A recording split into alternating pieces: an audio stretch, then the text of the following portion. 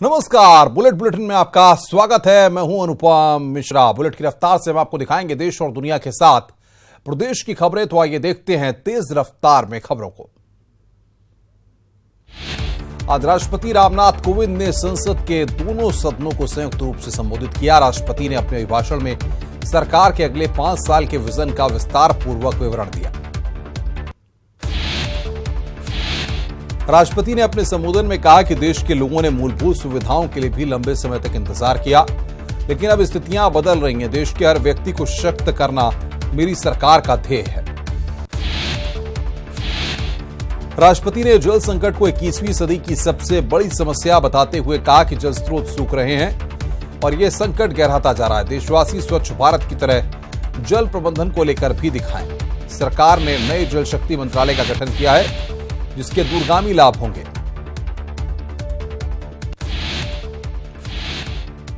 इस भीषण गर्मी के मौसम में देश के अधिकांश राज्य पानी की समस्या से जूझ रहे हैं। प्रधानमंत्री नरेंद्र मोदी इस पर खास नजर रखे हुए हैं। जल संरक्षण के लिए पीएम ने उत्तर प्रदेश के सीएम योगी आदित्यनाथ को 10 जून 2019 को एक पत्र लिखा है, जिसमें योगी आदित्यनाथ को प्रदेश के जल संकट को अगले 2 वर्षों में हल करने के निर्देश दिए हैं।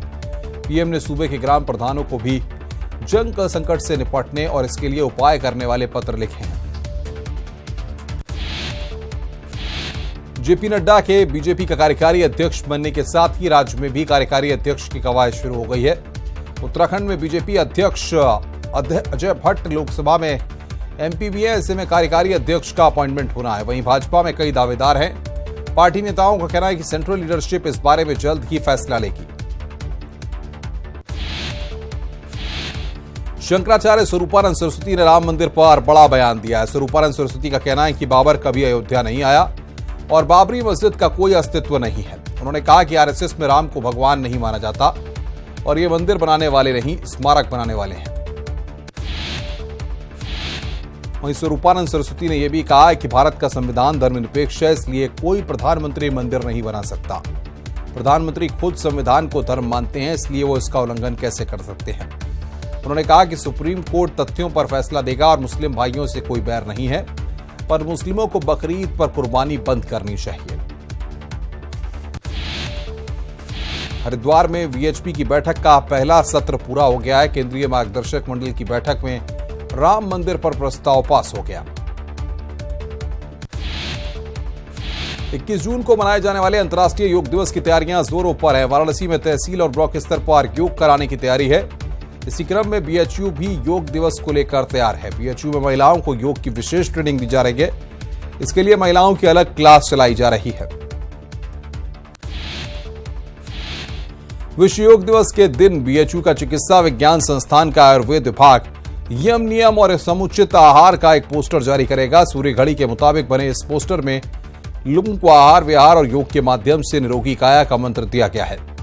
इस योग पोस्टर में यम नियम में यम के साथ अहिंसा, सत्य, ब्रह्मचर्य के अलावा शौच, संतोष, तप और ध्यान के बारे में भी बताया गया है। प्रयागराज में 5वें अंतर्राष्ट्रीय योग दिवस मनाने के लिए सभी तैयारियां पूरी कर ली गई हैं। जिले में प्रशासन की ओर से मुख्य कार्यक्रम पंडित मदन मोहन मालवीय स्टेडियम में 21 जून को सुबह 6 बजे आयोजित किया जाएगा। इसमें स्कूली बच्चे, वरिष्ठ नागरिक, नेहरू युवा केंद्र और सिविल डिफेंस के साथ ही एनजीओ और कई विभागों के अधिकारी कर्मचारी योगाभ्यास करेंगे। वहीं अंतर्राष्ट्रीय योग दिवस को लेकर प्रयागराज में लोगों को सूर्य नमस्कार की 12 मुद्राओं का अभ्यास फाइबर से तैयार की गई मूर्ति कराएगी। कमल के फूल के प्रतीक पर तैयार कराई गई 40 फीट गोलाई की इस मूर्ति को बंगाल के 12 कलाकारों ने तकरीबन महीने भर की कड़ी मशक्कत के बाद तैयार किया है। कल योग दिवस से पहले आज सहारनपुर के रिमाउंड ट्रेनिंग स्कूल एंड डिपो में पद्मश्री योगाचार्य भारत भूषण जी ने अश्वारोहियों को योग सिखाया। इसकी खास बात यह थी कि इस योग में घोड़ों की पीठ पर बैठकर और खड़े होकर योग किया गया। घंटों तक घोड़े बिना हिले खड़े रहे। योग दिवस को लेकर अयोध्या में तैयारियां जोरों पर हैं। शहर के मकबरा स्पोर्ट्स स्टेडियम में विश्व योग दिवस का आयोजन किया जाएगा। इस स्पोर्ट्स स्टेडियम में लगभग 2000 लोग एक साथ योग करेंगे। आयुष विभाग के निर्देशन में योग प्रशिक्षक लोगों को योग कराएंगे। ललितपुर में आज प्रदेश के कृषि शिक्षा एवं कृषि अनुसंधान मंत्री सूर्य प्रताप शाही का आगमन हुआ। उन्होंने सबसे पहले ग्राम बिरारी पहुंचकर किसान पाठशाला में भाग लिया। इसके बाद कलेक्ट्रेट सभा कक्ष में अधिकारियों के साथ विकास कार्यों की समीक्षा बैठक की। वहीं सूर्य प्रताप शाही कल पुलिस लाइन में आयोजित योग दिवस में भी शिरकत करेंगे। अंतर्राष्ट्रीय योग दिवस से पहले सहारनपुर जिला कारागार में योग दिवस का आयोजन किया गया। इसमें योग गुरु पद्मश्री भारत भूषण ने जेल में बंद करीब 1450 बंदियों को योग की शिक्षा दी और यह भी बताया कि योग के माध्यम से जेल में बंद बंदी किस तरह से अपने तनाव को दूर कर सकते हैं और स्वास्थ्य सही रख सकते हैं। केदारनाथ में जल्द ही तीर्थयात्रियों के सभी पुराने रिकॉर्ड टूटेंगे, क्योंकि इस बार औसतन हर रोज 15,000 तीर्थयात्री बाबा केदार पहुंच रहे हैं। 2018 में 7,32,241 तीर्थयात्रियों का रिकॉर्ड है। लखनऊ में आज तड़के बारातियों से भरी एक पिकअप नहर में गिर गई। पिकअप में 29 लोग सवार थे, जिसमें 22 लोगों को बचा लिया गया, जबकि 7 बच्चे लापता हैं। वहीं इस घटना का संज्ञान सीएम योगी ने भी लिया है और राहत और बचाव कार्य में तेजी लाने के निर्देश दिए गए। वहीं एनडीआरएफ के अनुरोध पर इंदिरा नहर के पानी को डायवर्ट कर दिया गया।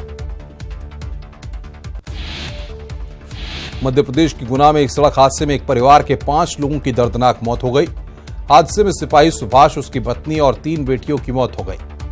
सुभाष गुना में सिपाही के पद पर तैनात था। मूल रूप से यह परिवार उत्तर प्रदेश के फिरोजाबाद का रहने वाला है।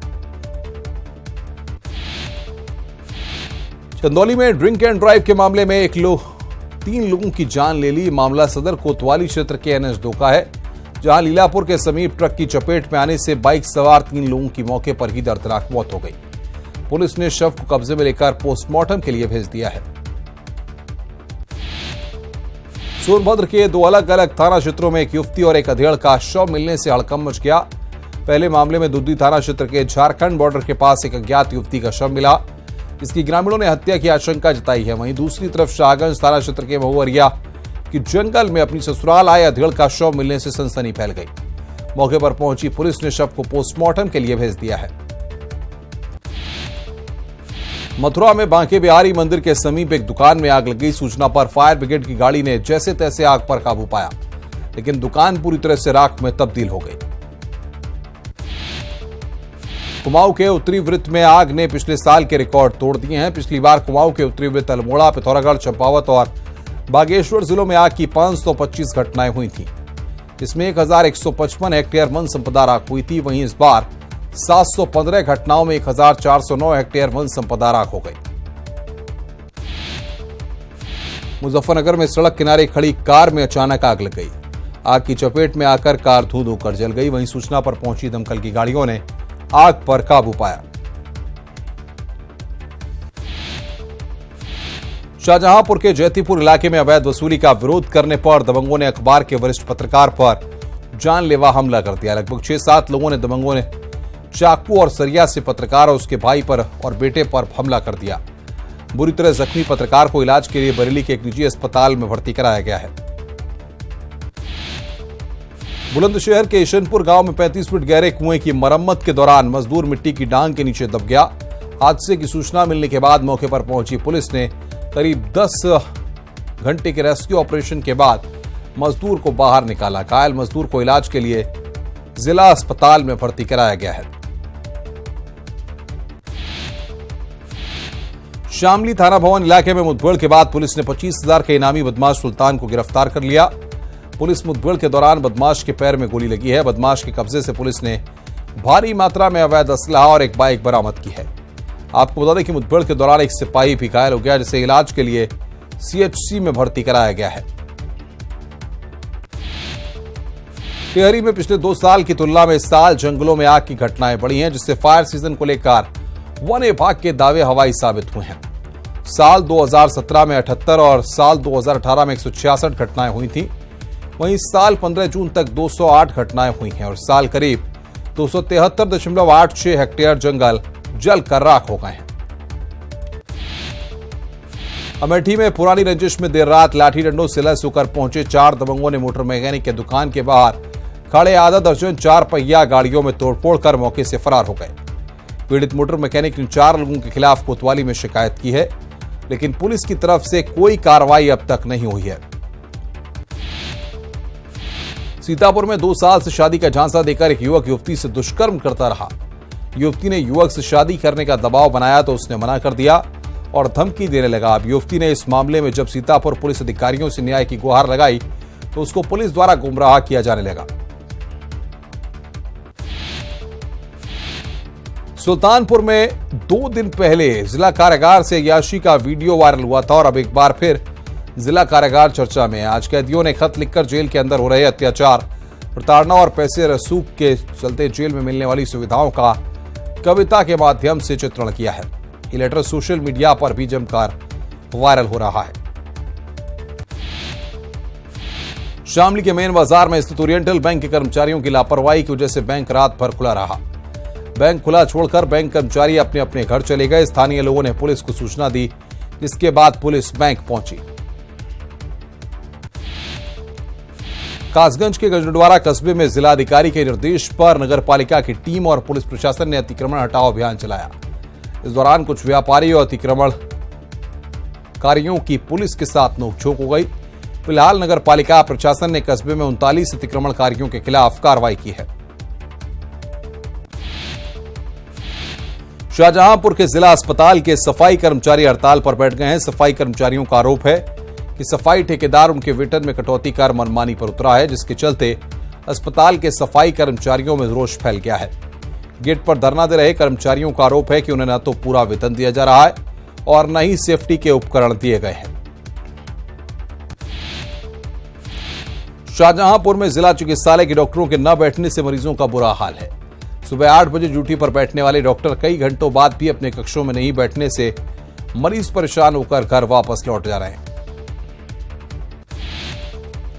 इटावा जिला अस्पताल में मोबाइल की टॉर्च की रोशनी में सर्जरी की जा रही है। माइनर ओटी में मोबाइल की रोशनी में घायलों को टाके लगाए जा रहे हैं। सरकार जनरेटर चलाने के लिए भरपूर पैसे भी दे रही है, लेकिन इसके बाद भी मोबाइल टॉर्च की रोशनी में टाके लगाने की बात समझ में नहीं आ रही।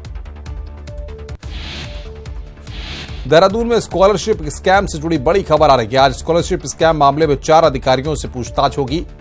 शासन से परमिशन मिलने के बाद आज एसआईटी पूछताछ करेगी। वहीं सही जवाब नहीं मिलने पर अधिकारियों की गिरफ्तारी भी हो सकती है। आखिरकार 6 महीने बाद छोटी सरकार कहे जाने वाले निगम को सड़कों के लिए बजट जारी हो गए हैं। सड़कों के निर्माण के लिए पार्षदों को 2-2 लाख रुपए का बजट दिया गया है। हालांकि पार्षदों को मिले पैसे को लेकर खुद पार्षद ही सवाल खड़े कर रहे हैं। वहीं मेयर ने कहा है कि आगे भी बजट जारी किया जाएगा। बागपत में शराब के नशे में कुछ युवकों ने पुलिस के साथ हाथापाई की है। पूरे मामले में ट्रैफिक पुलिस के दरोगा का आरोप है कि युवकों ने उनकी सरकारी पिस्टल छीनने की कोशिश की है। करीब 15 मिनट की नोकझोंक के बाद पुलिस ने 3 युवकों को हिरासत में लेकर उनसे पूछताछ की है। मुनार के मंडुए के बिस्कुटों की धमक नेपाल और गढ़वाल तक पहुंच गई है। नेपाल और रुद्रप्रयाग से आई टीमों ने मुनार जाकर बिस्कुट बनाने की तकनीक जानी है। जल्द ही वहां भी मंडुए के बिस्कुट बनने लगेंगे। मुनार के मंडुए के बिस्कुट और उन्होंने बनाने वाली महिलाएं प्रधानमंत्री के मन की बात कार्यक्रम से चर्चा में आए थे। शामली जनपद में समलैंगिक का मामला सामने आया। यहां उन तहसील क्षेत्र के अलग अलग गांव की 2 युवतियां एक दूसरे के साथ रहना चाहती हैं, लेकिन आरोप है कि उनके परिवार वाले उन दोनों के इस फैसले से संतुष्ट नहीं हैं, जिस पर परिजनों ने दोनों को जान से मारने की धमकी दी है। जिसके बाद दोनों युवतियां एएसपी के पास शिकायत लेकर पहुंची। रुड़की में आए दिन सैकड़ों की संख्या में देहात के लोग पहुंचते हैं, लेकिन रोडवेज की बस सेवाएं न होने से उन्हें घंटों इंतजार के बाद भले ही बस मिल जाती है, लेकिन बसों में क्षमता से अधिक यात्रियों को बैठाया जाता है, जो एक हादसे को भी न्योता देती है। वहीं डग्गामार वाहनों में यात्रियों के साथ अभद्रता की शिकायत मिलती है, लेकिन एआरटीओ और कोई भी अधिकारी इस ओर ध्यान नहीं देता है। कोटद्वार शहर पर बाढ़ के खतरे को भांपते हुए प्रशासन ने गदेरे को साफ करने की कवायद शुरू कर दी है। लगातार 3 साल से कोटद्वार में बाढ़ से होने वाली तबाही का कारण पनियाली गदेरे की सफाई का जिम्मा नगर निगम और सिंचाई विभाग को सौंपा गया है। 400 मीटर गदेरे में जमा सिल्ट की सफाई नगर निगम करेगा, जबकि 500 मीटर गदेरे की सफाई सिंचाई विभाग को सौंपी गई है। कानपुर में आए दिन गंगा में डूबकर हो रही मौतों को रोकने के लिए सरकार नई पहल कर रही है। गर्मी के चलते गंगा स्नान करने वालों की संख्या बढ़ जाती है। यही वजह है कि गंगा के किनारे स्नान करने वाले थोड़ी से असावधानी के चलते डूब जाते हैं। ऐसे में सरकार डूबने से बचने के लिए लाइफ बोट का इस्तेमाल करने जा रही है।